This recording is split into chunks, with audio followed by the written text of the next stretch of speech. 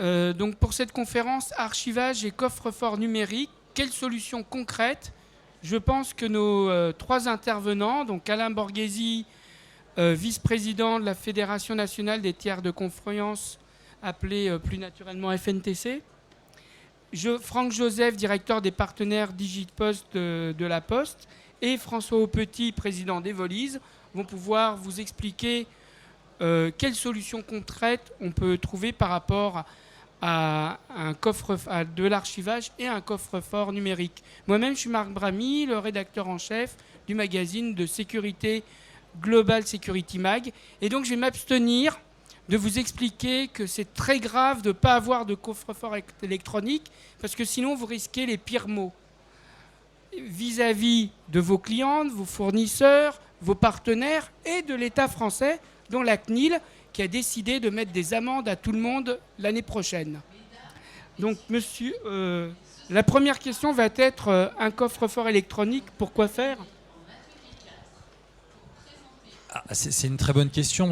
Aujourd'hui, je pense qu'on a tous des pièces, qu'on soit particulier ou entreprise, qu'on souhaite mettre de côté, préserver. Par exemple, les documents les plus connus, c'est le bulletin de salaire.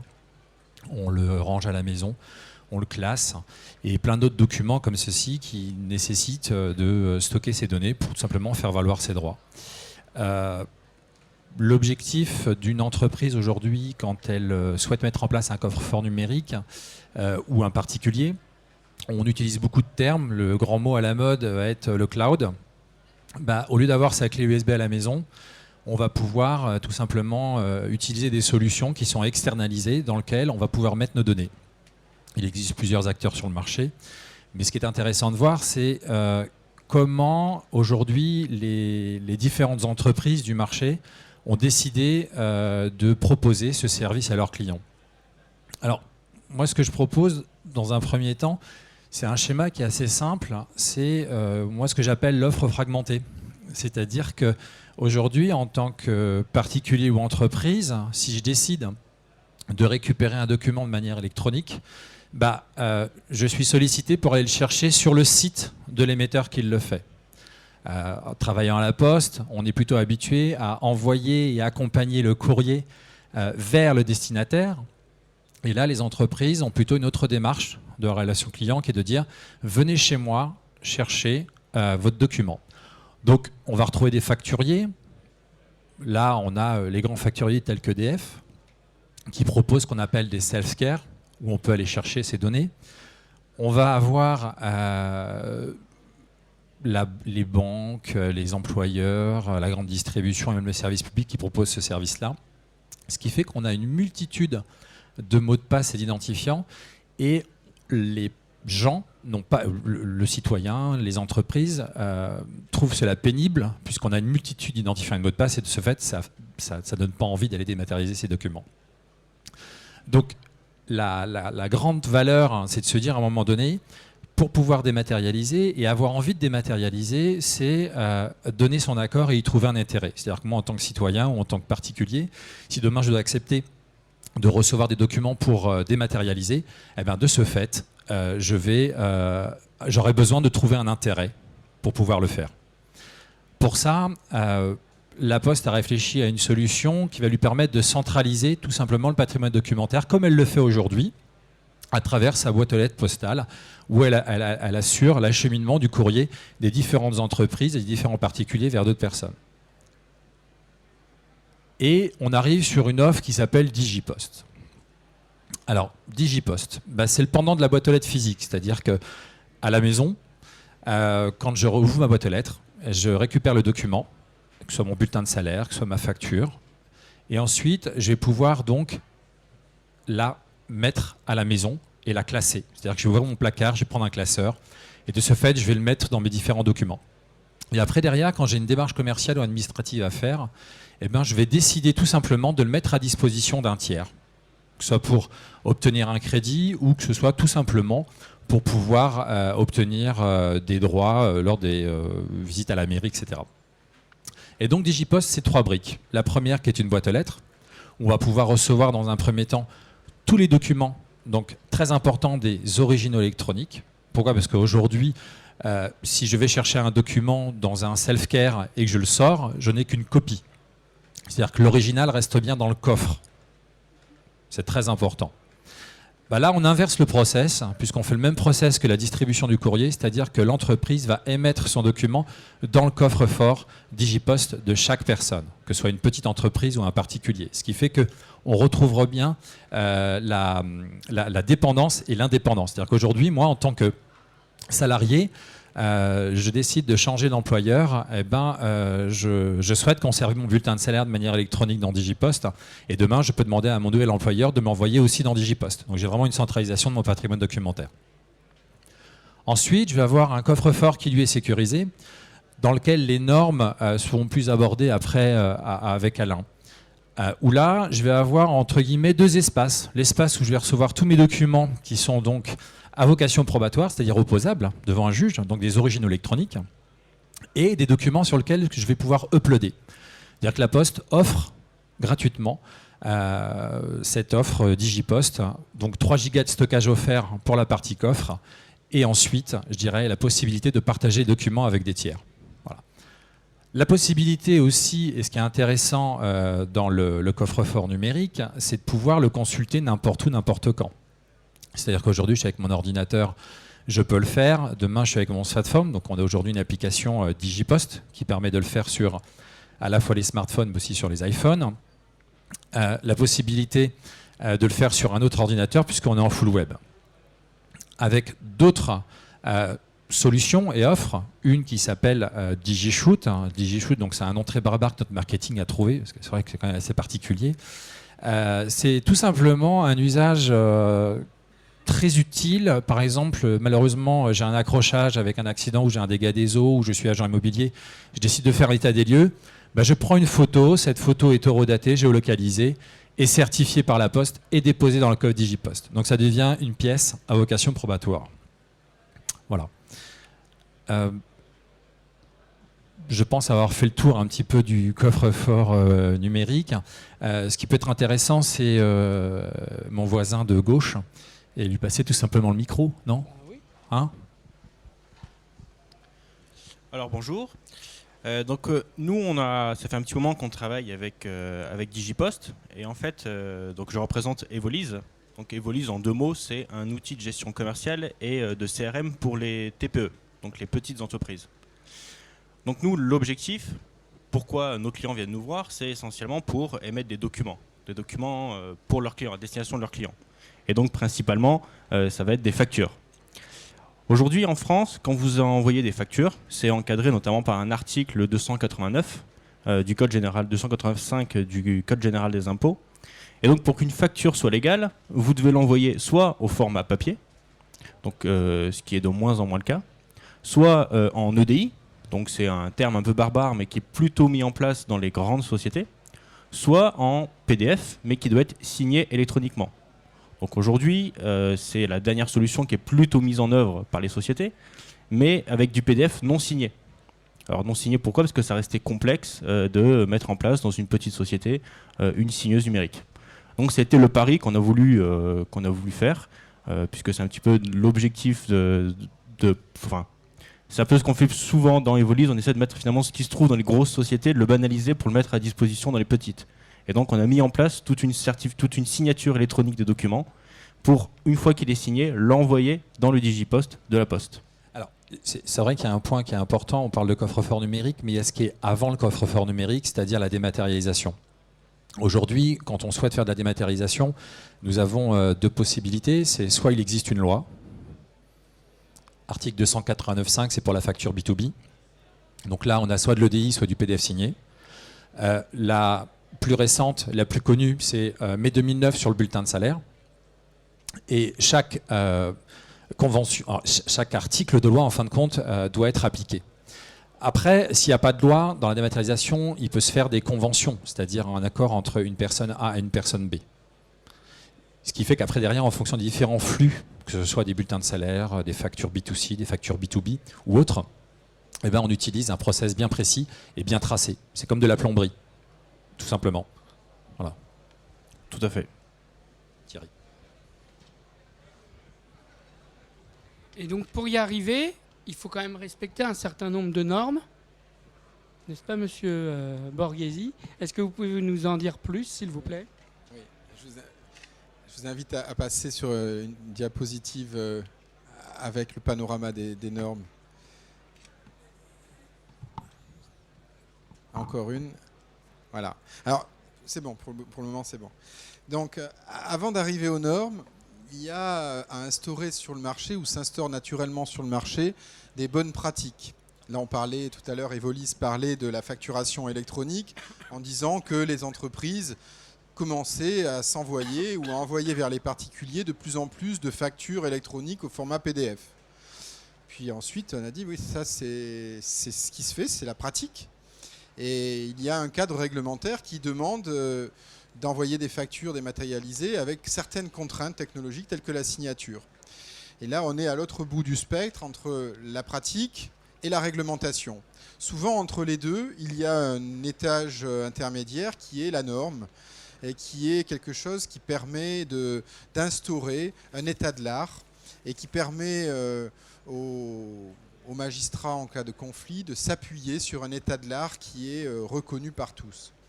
Donc, au sein de la Fédération nationale des tiers de confiance, nous avons des groupes de travail qui sont spécialisés sur certains des métiers liés à la dématérialisation, des métiers liés à la signature électronique, à l'identité numérique, à l'archivage électronique et au coffre-fort électronique, etc. Nos groupes de travail sont constitués d'acteurs du marché qui peuvent être des éditeurs de solutions informatiques, des prestataires de services, des professions réglementées, des juristes ou des utilisateurs de cette dématérialisation. Et dans ces groupes de travail, notamment celui de l'archivage et des coffres-forts électroniques, qui est un groupe ancien au sein de la Fédération nationale des tiers de confiance, puisqu'il a presque 10 ans, nous instaurons des référentiels qui vont servir à faire émerger des normes. Donc, si tu peux passer sur le slide suivant, voilà. Là, vous avez, par rapport au sujet qui est le nôtre cet après-midi, un panorama assez exhaustif de ce qui se fait en matière d'archivage et de coffre-fort électronique. Donc vous avez au niveau des bonnes pratiques les référentiels de la Fédération nationale des tiers de confiance, avec un référentiel qui est sorti, la première version doit dater de 2004, le référentiel des tiers archiveurs, FNTC-TA, FNTC tiers archiveurs, et plus récemment celui des coffres-forts électroniques, qui lui doit dater de 2008-2009. À partir de ces référentiels, sortir un référentiel, c'est bien, et tout le monde prétend être conforme au référentiel. On verra la même chose pour les normes. Il est important ensuite de sortir des certifications ou des labellisations qui vont permettre d'attester qu'une offre est conforme à un référentiel ou conforme à une norme. Ces référentiels ont été versés à l'AFNOR dans des groupes de travail encore plus larges qui ont, après l'obtention d'un consensus, permis d'obtenir des normes en matière d'archivage et de coffre-fort électronique. Vous avez deux normes, une norme de service qui est la NFZ 42013 et une norme produit qui est celle des produits coffre-fort électronique qui est la NFZ 42020. La norme d'archivage a été traduite en anglais pour être transposée au niveau de l'ISO. Elle a été adoptée au niveau international sous un autre sigle qui est l'ISO 14641, qui est l'équivalent de la norme NFZ 42013. Toujours pareil, ces normes existantes, tout le monde prétend être conforme à ces normes. Il a fallu qu'émergent des certifications qui sont très récentes. La certification NF 461 est une certification de conformité à la norme d'archivage Z42013 et plus récemment un groupe NF logiciel a été mis en place, c'est la NF 203, pour arriver dès cette année 2013 à une certification de conformité au référentiel, enfin à la norme coffre-fort électronique. Donc ça c'est référentiel, bonne pratique, état de l'art, norme. Dans certains cas, vous avez pour certains coffres particuliers, des exigences qui, elles, sont réglementaires. Donc c'est pour le coffre-fort des jeux en ligne notamment, pour tracer tous les paris et jeux en ligne qui sont faits sur Internet, où là vous avez des textes et des lois. Donc là on est à un autre niveau, et pour garantir cette conformité, vous avez des certifications délivrées par les services, par une agence de l'État, qui est l'Agence nationale de la sécurité des systèmes d'information, avec des certifications qui sont de premier niveau ou des critères communs. Mais là, je vais laisser ce cas à part, cette exigence très élevée à part, puisqu'il s'agit d'une niche particulière, celle des jeux et paris en ligne. Pour en revenir aux coffres grand public qui ont été évoqués dans l'exemple Digipost et l'utilisation pratique Evolis, il y a aujourd'hui des labels, ceux de la FNTC, qui attestent de la conformité aux bonnes pratiques et des certifications qui attestent de la conformité à la norme. Les solutions qui vous ont été présentées sont des solutions qui soit ont déjà obtenu ces labels, soit pour la certification, la NF 461 vient de sortir et les premières certifications n'ont pas encore été délivrées mais vont l'être cette année ou l'année prochaine. Et des solutions comme celles qui sont présentées sont des solutions qui sont engagées dans la voie de la certification. Et ce qui permet d'attester, au-delà du simple marketing et des simples affichages publicitaires, qui permet d'attester une réelle conformité à des référentiels qui sont publics ou des normes qui évidemment sont publiques aussi. Merci bien sur ce point. La mise en œuvre d'un archivage électronique à valeur probante, quelle démarche et quels outils? C'est pour moi. Normalement, oui. Oui. Aujourd'hui, la Poste, sa stratégie, c'est de pouvoir offrir à chaque citoyen une boîte aux lettres Digipost comme elle peut avoir une boîte aux lettres simplement physique. Donc aujourd'hui, c'est chose faite. Elle le propose, c'est gratuit. Vous pouvez vous inscrire tous, bien évidemment, et en parler, puisque c'est une offre qui est gratuite. Après, derrière, c'est comment elle va envoyer des documents de manière probante, probatoire, c'est-à-dire des documents avec de valeur d'origine électronique, dans ses coffres. Donc elle va s'appuyer sur un réseau de revendeurs, donc elle fait de la vente indirecte et de la vente directe, et elle s'appuie sur des prestataires qui sont spécialisés pour proposer à leurs propres clients ce qu'on appelle des solutions globales. C'est-à-dire qu'aujourd'hui, si je suis DRH d'une entreprise, quand je vais donner un bulletin de salaire à un de mes salariés, que ce soit de manière électronique ou soit de manière papier, obligatoirement, je vais devoir avoir la possibilité de le stocker aussi dans mon coffre. C'est une autre des versions du coffre aussi, du coffre-fort numérique. C'est-à-dire que j'en ai besoin pour conserver mon double, mais aussi pour le donner et le mettre à disposition du destinataire. Donc ça, c'est valable sur tous les types de documents. Pour ça, la Poste s'appuie sur... aujourd'hui, on a une trentaine de prestataires qui travaillent pour nous. Donc ça va de notre métier historique, puisque nous avons une filiale qui fait de l'éditique et bien d'autres choses. Donc tous les prestataires éditiques, c'est-à-dire les entreprises qui aujourd'hui, pour le compte des différents clients, font l'impression des documents. Ensuite, nous avons des intégrateurs SS2I, nous avons des éditeurs et nous avons des cabinets de conseil. C'est-à-dire que l'objectif est de dire, quand je suis client d'une entreprise, si je souhaite aller vers de la dématérialisation, il faut que je puisse avoir la possibilité d'avoir le plus de choix possible. Et la Poste œuvre pour donner cette possibilité. Voilà. Et Monsieur Aupetit, alors, quels avantages vous trouvez par rapport à la concurrence d'avoir une offre telle que celle que vous proposez? Eh bien, nous, c'est un peu une... donc nous, on est un petit peu nouveau dans cette profession-là, parce que du coup, nos concurrents sont plutôt les suites Office ou tous les logiciels de gestion commerciale qu'on peut trouver installés sur les postes. Et donc nous, l'avantage qu'on en tire d'intégrer donc une offre comme Digipost, alors déjà, nous, on l'utilise pour nous, c'est-à-dire par rapport à nos clients. C'est-à-dire, si demain, vous vous inscrivez sur Evolise et que vous devenez abonné, on va vous pousser, si vous voulez, votre facture Evolise dans votre Digipost. Et donc, c'est déjà une première mise en œuvre qu'on fait de Digipost. Et ensuite, on va vous proposer vous-même, finalement, d'utiliser la technologie qu'on utilise. Donc, c'est-à-dire d'envoyer vous-même vos factures dans le Digipost de vos clients.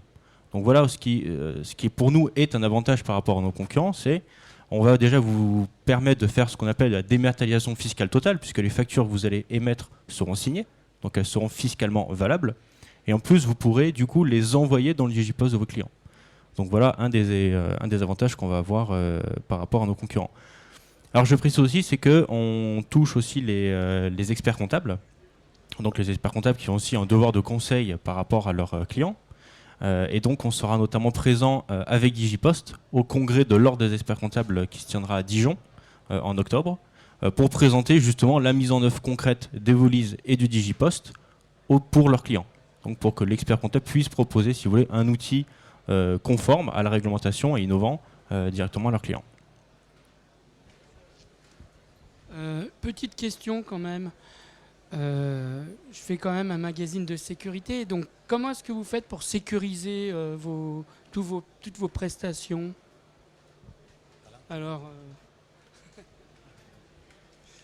Merci. Donc, pour sécuriser, la question est vaste. Je vais essayer d'avoir une réponse plus concise.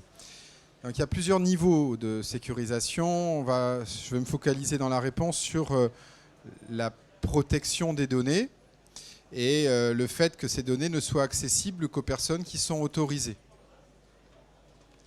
Donc il y a plusieurs niveaux de protection. Vous avez les protections au niveau de l'accès. Donc là, ça dépend du portail. Je pense que chez Digipost, vous êtes sur des niveaux de login password complexes, oui, avec obligation de changer régulièrement, avec un degré de complexité qui est imposé dans le mot de passe.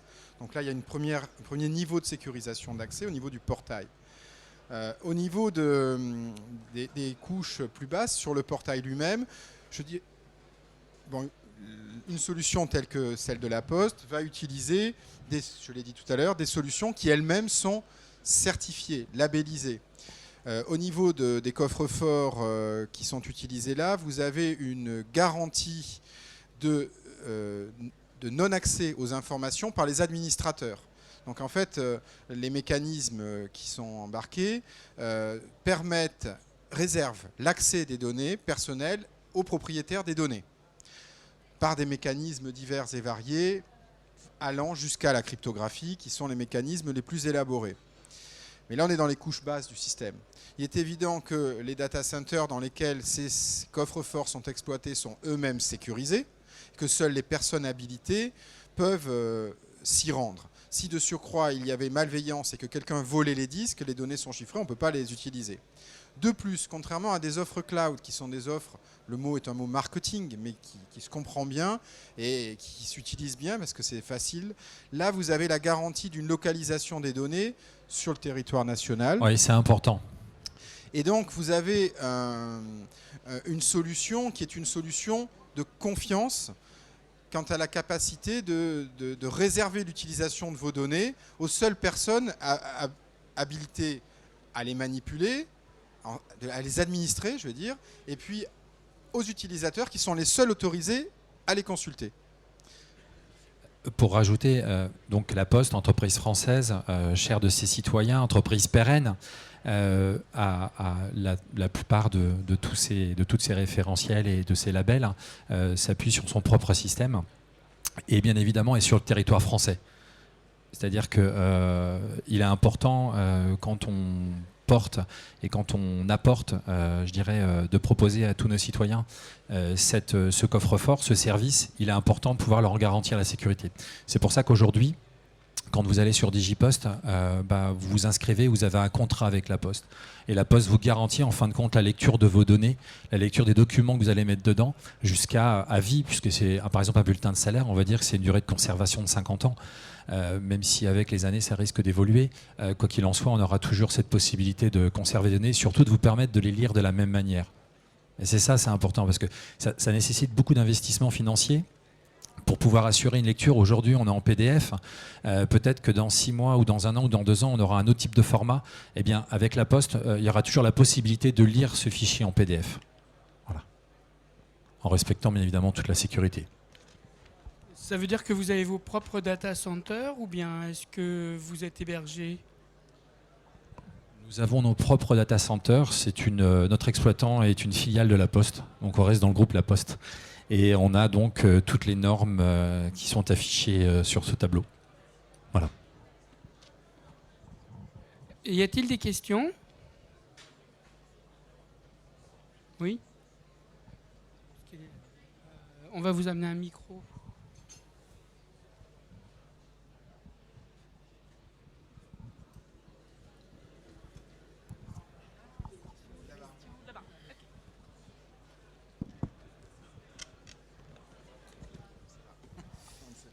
Bonjour. Sur la prestation, lors de l'ouverture d'un compte, comment vous vous assurez qu'il n'y ait pas de vol d'identité? J'ai pas entendu. J'ai pas entendu, pardon. Comment vous vous assurez qu'on ne puisse pas faire un vol d'identité à l'ouverture du compte? L'ouverture du compte se fait sur Internet. Donc vous saisissez votre nom, votre prénom, etc. le vol d'identité, aujourd'hui, on ne demande pas une présentation de pièce d'identité pour l'ouverture d'un compte. D'accord. La pièce d'identité, après, derrière, elle sera... Aujourd'hui, sur Internet, on peut ouvrir une multitude de comptes sur différents sites en utilisant différents noms. Après, ce qui va être important, c'est quand on va envoyer le document, tout le process qui est sécurisé pour l'envoi du document dans le coffre Digipost.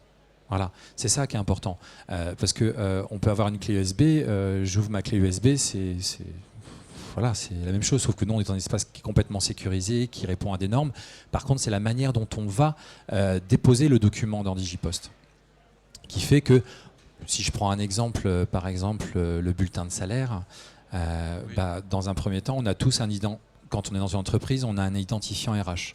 On a un nom, un prénom, on a différentes informations. Ces informations, l'entreprise émettrice de ce document, c'est-à-dire votre employeur, va nous communiquer ces informations.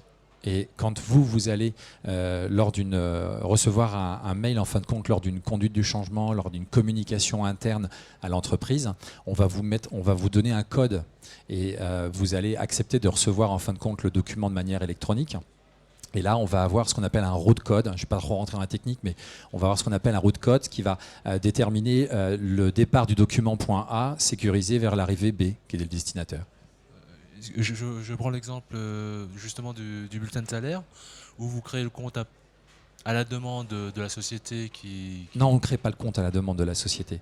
Ce qu'il faut savoir, c'est que dans la loi, on ne peut pas forcer les gens à accepter de recevoir un document de manière électronique. C'est pour ça que la Poste a fait 2 contrats. Dans son modèle économique, elle a tout simplement un contrat avec l'émetteur du document, comme aujourd'hui s'il envoie un document par la Poste, un système d'affranchissement, impression, etc. Et il a un contrat avec son citoyen qui peut recevoir ou ne pas recevoir des documents à vocation probatoire, mais il peut, de manière gratuite, uploader ces documents. Voilà. Une fois qu'il est identifié qu'il a un compte Digipost, après on peut lui proposer de recevoir des documents. Alors après, il y a une conduite du changement. Après, c'est ce qu'on appelle des parcours d'adhésion.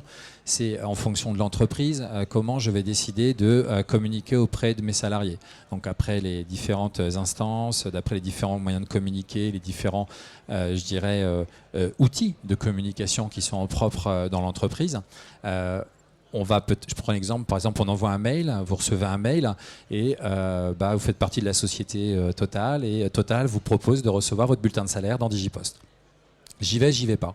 Ça m'intéresse pas. Ça m'intéresse pas, je clique, terminé. On reste sur un modèle papier classique, etc. Ça m'intéresse, je vais arriver sur une interface où mes données vont être pré-remplies et j'ai plus qu'à saisir et donc je vais créer mon compte Digipost. Et après, votre employeur va vous communiquer un code qui est sur un de vos documents où vous êtes le seul à le savoir, sur lequel vous allez saisir pour accepter et recevoir le document. C'est ce qu'on appelle la convention de dématérialisation. C'est-à-dire que j'accepte de recevoir le document.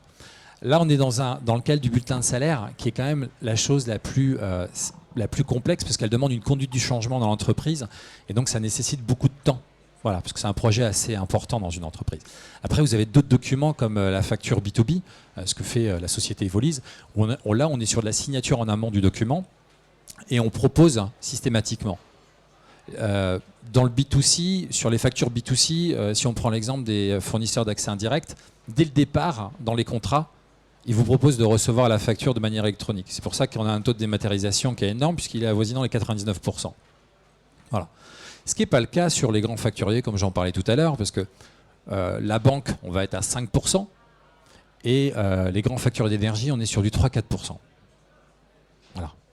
Par contre, la RH, ça décolle bien. Voilà. Et alors, pour parler justement de la mise en place de Digipost dans ce que nous on a fait dans Evolise, on n'oblige jamais l'utilisateur à utiliser Digipost. Disons que lui, il a le choix de dire je vais envoyer ma facture en PDF normal, on va dire par mail. Il peut même l'envoyer par courrier papier, c'est-à-dire que c'est Evolise qui va imprimer la facture et on redevient du coup sur une facture légale, mais on l'a matérialisée dans du papier, ce qui est pour nous pas le plus optimisé possible. Et après, en troisième recours, maintenant, on peut l'envoyer du coup dans Digipost. Donc on voit vraiment que c'est des modes d'envoi complètement différents. On s'adapte en fait en fonction du client, quoi. Est-ce qu'on a répondu à votre question? Oui, tout à fait, merci.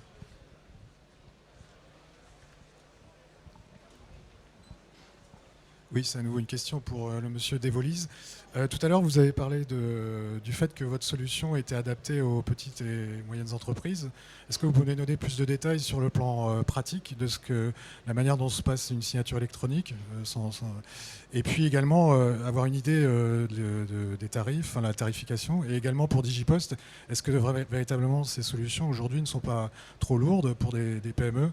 Et puis j'avais une autre question aussi. Est-ce qu'une fois que les documents sont signés électroniquement, comment se passent les procédures pour pouvoir accéder aux documents? Qui peut y accéder en dehors évidemment du détenteur du compte Digipost? Est-ce qu'il y a des procédures de ce point de vue-là? Est-ce que c'est simplement en cas de litige où il y a un juge? Enfin, je ne sais pas. Quelle est la démarche pour pouvoir accéder aux documents en termes en respectant les règles de confidentialité, bien entendu? Alors, quand je disais que c'est Evolise un outil pour les petites sociétés, c'est que c'est un outil qui est accessible pour 19,90 € par mois. Donc pour ce tarif-là, vous avez tous les outils, toutes les fonctionnalités qu'on peut imaginer d'un outil de gestion commerciale et d'un CRM, avec des rapports en temps réel sur votre activité. Voilà, facture, devis, bon de commande, multi-collaborateurs. Vous pouvez créer plusieurs collaborateurs et gérer les droits d'accès. Donc, je ne vais pas m'étendre sur cette partie fonctionnalité, où il suffit d'aller sur le site. Alors ensuite, comment on met en place la signature électronique? À partir du moment où vous choisissez de dire « je signe un document », donc ça c'est quelque chose qui sera disponible dans les jours qui viennent, puisqu'on est en train de finaliser la mise en place de Digipost, votre facture sera signée et non modifiable. C'est-à-dire que vous ne pourrez plus du tout la modifier. On garantit, justement c'est l'objectif de dire, on garantit qu'elle n'est pas modifiée. Donc vous ne pourrez plus du coup la modifier. Et vous pourrez, si vous choisissez du coup de l'envoyer dans le Digipost de votre client, elle sera poussée dans son coffre-fort à lui, donc dans son coffre-fort Digipost, et sera accessible aussi bien depuis Evolise que directement me connectant dans mon coffre-fort Digipost, et j'accéderai du coup à mes factures. Demain, je n'utilise plus Evolise parce que ma société a explosé, je suis une grosse PME de 250 salariés, je suis plus adapté, aucun problème. Vous changez d'outil, vous gardez tous vos documents. Du coup, on voit que le document est une espèce de continuité. C'est comme si le stockage, on l'avait sous-traité à Digipost. Pour compléter, dans le cadre de la facture B2B, on est sur la facture fiscale. Donc, comme on le disait, on est sur l'article 289.5. C'est le PDF signé. Ça veut dire que le PDF a une signature électronique. Dans le cadre de la société Evolise, Evolise signe pour le compte de toutes les entreprises, donc pour le compte de ses clients. Donc, tous les documents qui vont sortir du système d'information d'Evolise, dès qu'ils sont transformés en PDF vers du B2B, seront signés de manière électronique. Voilà. Et après, l'acheminement vers le print, ou c'est-à-dire l'impression papier, ou vers le Digipost, est fait à chaque destinataire, à chacun de vos clients. Est-ce qu'on a répondu à votre question ? En partie, parce que un des aspects Non. aussi, c'est de pouvoir que cette valeur probante, à un moment donné, elle est une valeur justement vis-à-vis d'un juge, vis-à-vis d'un litige quelconque. Oui, ça c'était la deuxième question. Oui, alors, dans le PDF étant signé, il faut avoir la possibilité de vérifier sa signature. Voilà. Donc, quand je vais partager ce document, donc je suis une petite entreprise, je décide de mettre à disposition d'un expert comptable ou autre, en fin de compte ma facture, il y a la signature donc certifiée par la Poste, mais la signature électronique qui est embarquée dedans. Donc, il y a la possibilité de vérifier que le document est bien un original électronique. Voilà. Ensuite, dans l'espace de Digipost, qui est propre à chaque personne, puisque c'est bien nominatif, on est vraiment sur le nom d'une personne. Si celle-ci... Alors aujourd'hui, on a un accord avec les notaires dans le cadre de décès. Voilà.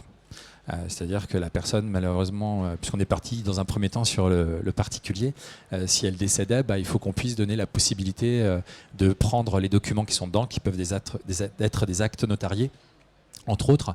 Donc de ce fait, on a donné cette possibilité. Et bien évidemment, c'est le juge qui peut donner l'autorisation d'ouvrir le coffre de quelqu'un. C'est le même principe qu'une banque. C'est-à-dire qu'aujourd'hui, sur un compte bancaire ou un coffre en banque, je ne peux ouvrir le coffre d'un tiers que si j'ai une demande de la justice. Voilà. Est-ce que j'ai répondu à votre question ? Ah oui, les documents sur sa signature, c'est redaté, signé, certifié. Voilà. J'ai répondu à votre question, monsieur? Ok. J'entends pas, pardon. Non, je pense que la question portait aussi sur les audits fiscaux. On n'entend pas ce que vous dites. Je Les crois audits fiscaux, Oui. c'est la même Toute chose, c'est un l'inspection document. Et les auditeurs, comment ils ont accès? Alors, ils ont accès Inspecteur par des l'espace de auditeurs. partage. C'est-à-dire que, si vous voulez, dans Digipost, il y a 3 briques. Comme je le disais au début, je reçois mon document. Ensuite, j'ai l'espace de stockage, le coffre, où j'ai à la fois des documents qui ont été uploadés, qui sont des copies, ou aussi des documents qui sont des originaux électroniques.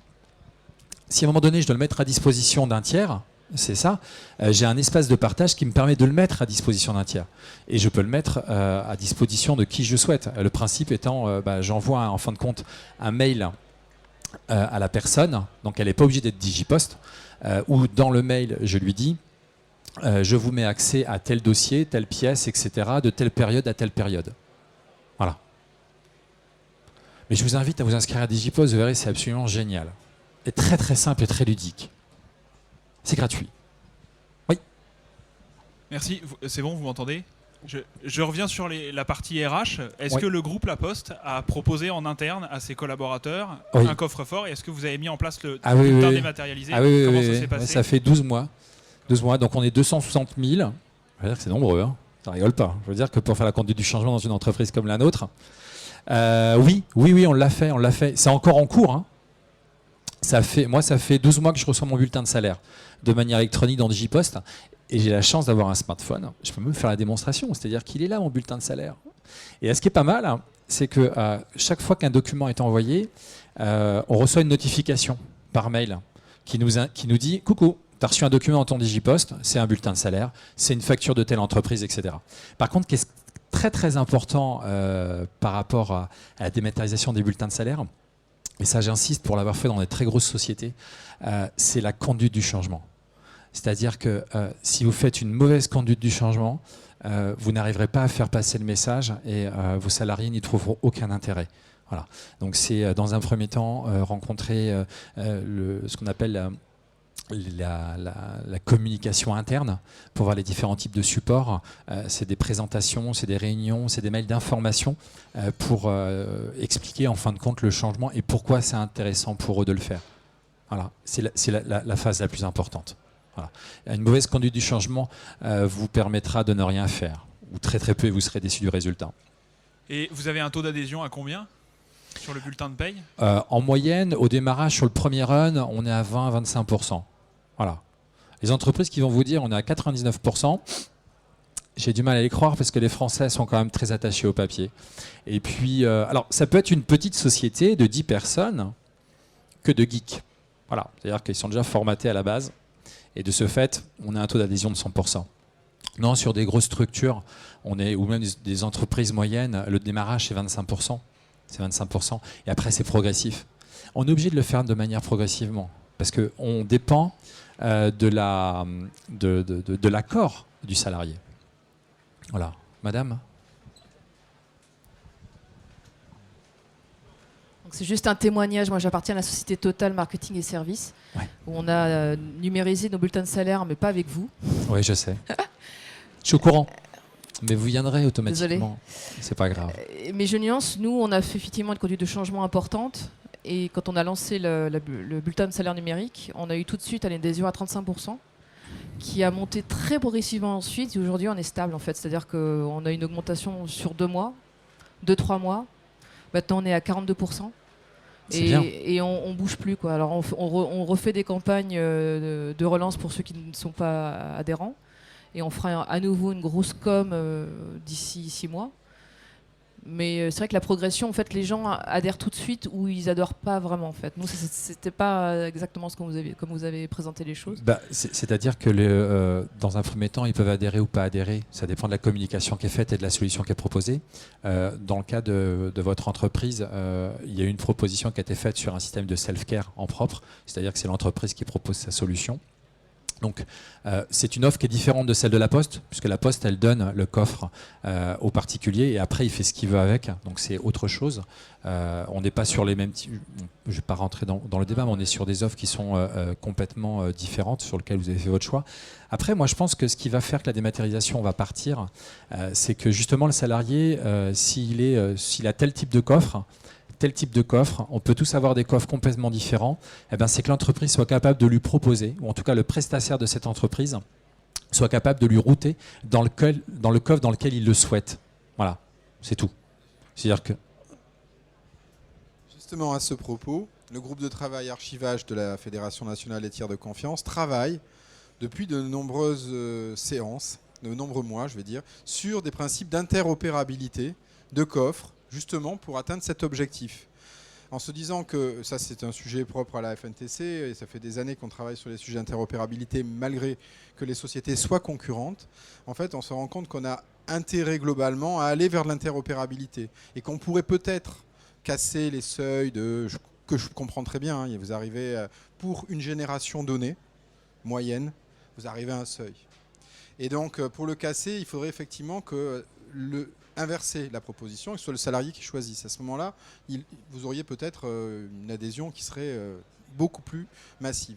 Mais il faudrait de l'interopérabilité. Et pour arriver à cette interopérabilité, il faut que les acteurs se mettent d'accord, même s'ils sont concurrents, sur le fait de pouvoir recevoir ou de pouvoir laisser le choix à l'utilisateur final de recevoir les informations dans tel ou tel coffre. Est-ce qu'il y a une réelle volonté de Digipost de participer à cette interopérabilité ? Exactement, ça se passe chez nous. En gros, c'est une stratégie d'entreprise. Dans leur filiale. C'est la Poste. Quelle filiale? Parce que j'entends parler depuis un certain temps, mais je vois rien venir. De l'interopérabilité? Ah, mais alors, aujourd'hui, l'interopérabilité, c'est un très grand sujet. La Poste, aujourd'hui, si on est boîte de fonderie, n'a pas intérêt à être interopérable. Pourquoi ? Parce qu'elle veut faire, son objectif, c'est d'en faire un standard de marché. C'est d'être le numéro 1. Voilà. Et elle considère que, de par son entreprise pérenne, par rapport à l'image de marque qu'elle a, par rapport à tout ce qu'elle porte, elle doit être la première. Voilà. Et aujourd'hui, elle l'est, mais elle veut elle veut vraiment être présente dans tous les foyers. Accepter l'interopérabilité, elle va y venir. Mais je ne pense pas tout de suite. Elle veut d'abord bien se positionner. Voilà. C'est stratégique pour nous. Aujourd'hui, si vous voulez, pourquoi la Poste est rentrée dans le marché de la dématérialisation? Parce que c'est un peu le contraire. Aujourd'hui, nous, on assure l'impression, on a l'affranchissement. C'est ce qui transporte, c'est ce qui paye tout notre réseau. Donc, c'est important, c'est fort. Il y a beaucoup d'emplois derrière, il y a une infrastructure qui est très grosse. A décidé de se mettre dans la dématérialisation parce que c'est l'ère du temps, c'est le marché, c'est la nouvelle technologie. Il faut qu'on soit présent. C'est notre stratégie. C'est proposer aux citoyens le meilleur des deux mondes, le papier et le numérique, mais que ce soit proposé par elle. Donc c'est peut-être un peu prétentieux ce que je dis, mais c'est-à-dire qu'aujourd'hui... C'était bien le sens de ma question. Je ne sens pas de volonté forte de Digipost de rentrer dans une interopérabilité justement parce que vous souhaitez être leader et rester leader sur le marché. Exactement, oui, c'est une stratégie d'entreprise. Elle peut changer assez rapidement, mais aujourd'hui, en tout cas, des échos que j'en ai, c'est pas le souhait. Aujourd'hui, on se dit, tous les citoyens reçoivent leur courrier physique dans une boîte aux lettres physique. Pourquoi ils n'auraient pas la même de manière électronique, avec les mêmes garanties, les mêmes choses, voire même plus de services, puisque c'est complètement différent. Et puis permettre aux entreprises qui vont émettre ces documents de faire des économies aussi. Pourquoi ? Parce que le numérique, c'est quand même avant tout un moyen de pouvoir faire des économies. Donc il faut qu'on puisse maîtriser quelque part notre chiffre d'affaires. Et donc derrière, qui dit chiffre d'affaires, dit les emplois, dit toutes les personnes, tout le réseau, tous les bureaux de poste. C'est tout ça, hein. Ça rigole pas. Donc, on comprend cette volonté hégémonique sur un territoire et sur un périmètre fermé. Mais il y a quelques acteurs qui s'appellent Google, Apple, qui peuvent faire réfléchir, y compris la Poste, sur le fait qu'à un moment donné, vous avez intérêt à une certaine interopérabilité dans un périmètre que vous maîtrisez mieux qu'un périmètre qui est le cloud le plus sauvage, où là, les normes et référentiels, etc., où les niveaux d'exigence et de prise se passent ailleurs. Donc, il y a des points d'inflexion que le marché imposera à tous les opérateurs, hein, et qu'ils soient aussi gros que la Poste au niveau national, mais qui pèsent pas forcément très lourd vis-à-vis d'un Google ou d'un Apple. Donc il y a de toute façon, et ça se passe effectivement dans leur groupe, une veille qui est entretenue, et des fédérations comme la Fédération nationale des tiers confiance travaillent sur ces problématiques d'interopérabilité avec les offreurs, avec les utilisateurs, qu'ils soient publics ou privés, les professions réglementées. Alors maintenant, le moment où ça va se déclencher, ça personne ne le connaît exactement. En tout cas, on avance quand même sur ces sujets régulièrement, et on avance tous dans le sens à favoriser de la dématérialisation de documents. Pour terminer sur le sujet de DigiPost, aujourd'hui, dans sa boîte aux lettres physique, on reçoit tous les courriers, que ce soit de la facture, que ce soit du bulletin de salaire, que ce soit son avis d'échéance, on reçoit tout. La Poste, elle veut faire la même chose, donc elle capitalise là-dessus. Voilà. C'est vraiment un centralisateur du patrimoine documentaire. Et c'est pour ça qu'aujourd'hui, elle considère, et en tout cas, elle fera tout pour rester et être le standard de marché. Voilà. J'ai répondu à votre question, madame? C'était pas une question vraiment, en Ou fait. là, je l'échange? Oui. Plus un constat.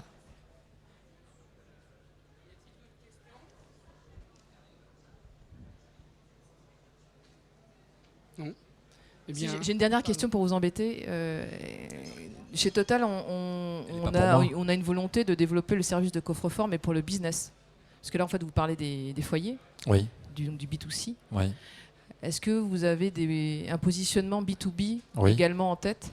Oui, aujourd'hui, quand vous allez sur DigiPost, vous inscrire, sur le premier écran, vous avez la possibilité de dire je suis un particulier ou je suis une entreprise. Voilà. Par contre, elle n'aura pas vocation à être ce qu'on appelle un SAE, c'est-à-dire l'archivage pour le compte de l'émetteur du flux. Je vois les têtes des gens. Alors, j'ai utilisé un terme pas très barbare, mais dans les coffres forts, quand on décide de stocker ces documents, quand je suis émetteur d'un document, je peux le stocker aussi dans un coffre-fort électronique qui est propre à l'entreprise. On appelle un système d'archivage électronique. Voilà. DigiPost n'aura pas vocation à ça. Elle aura vocation à être toujours le coffre-fort en fin de compte, du destinataire du document. Comme aujourd'hui, quand je suis une entreprise, j'ouvre ma boîte aux lettres, je reçois ma facture B2B. Voilà. Dans ce cadre-là, oui. Voilà. merci bien. Une dernière question peut-être? Bon. Eh bien, merci beaucoup pour votre attention et eh bien, à la prochaine fois.